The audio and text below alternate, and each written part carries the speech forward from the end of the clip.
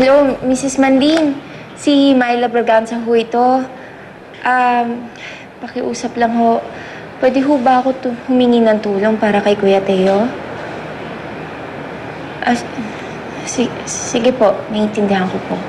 Salamat. Myla, pwede tayo mag-usap sandali. Sige po. Please sit down. Alam mo, hindi sanang hihimasok ako, pero sa tingin ko, hindi tama yung ginagawa mo. Pagtawag sa mga benefactors ng bahay pangarap para tulungan ang problema ng pamilya mo. Alam ko naman po yun dito eh. Hindi ko rin naman po gagawin yun kung hindi lang din ako gipit na gipit. Babaka sakali ako na makatulungan nila kami. Total, naging kaibigan naman sila ni Papa na dati rin naman namin sila tinulungan. Siguro, hanap na lang ako ng maghanap na lang ako ng mahingi ng tulong para naman mapiyansahan ko na si Kuya. E paano yun? Alam mo, may mga taong umiiwas na mapasama ang kanilang reputasyon, lalo na ngayon, na alam naman nila na bagsak na ang pamilya Braganza. Nag-iingat sila. Ayaw nilang mabahira ang kasamaan ka ng pangalan. Kaya, itong tandaan mo, bibihira ang tunay at tapat na kaibigan. Vivian. Chong, hindi naman wala akong tiwala sa inyong dalawa ni Teo. Pero natatakot ako sa pwedeng mangyari sa amin ng anak ko. Paano kung nadama yung bata? Pasensya ka na, Vivian. Hindi naman namin inaasahan yung nangyari kagabi. Tsaka kilala ko si Teo. Hindi niya tayo idadamay sa gulo ng pamilya niya. Kung kaya niyang isakripisyo ang buhay niya para iligtas tayo, gagawin niya yun. Kung tutuusin nga, pinotektahan lang niya ako kagabi, kaya niya nabaril si Peping. Basta, Chong, ilabas niyo na lang kami ng anak ko dyan sa away na yan.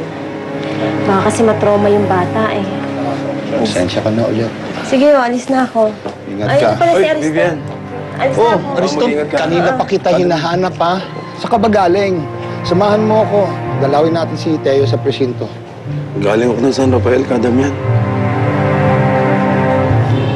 Nakapagkita ka kay Gardo?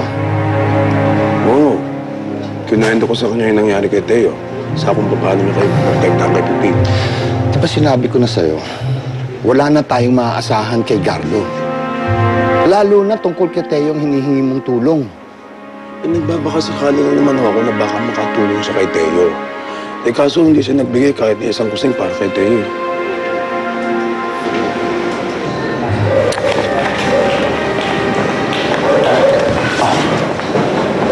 Myla, nandiyan ka pala. Upo ka muna. Salamat.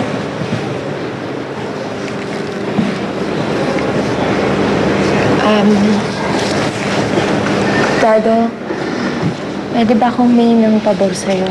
Sige, ano yun? Hihingi sana ako ng tulong ng pangpiyansa para kay Kuya Teo. Sa akin ka pa talaga lumapit, ha? Gardo, kahit naman ang nangyari sa inyo noon at sa ating pamilya, hindi mo naman mapagkakailan na naging magkaibigan kayo ni Kuya Teo. Naging matalik kayo magkaibigan.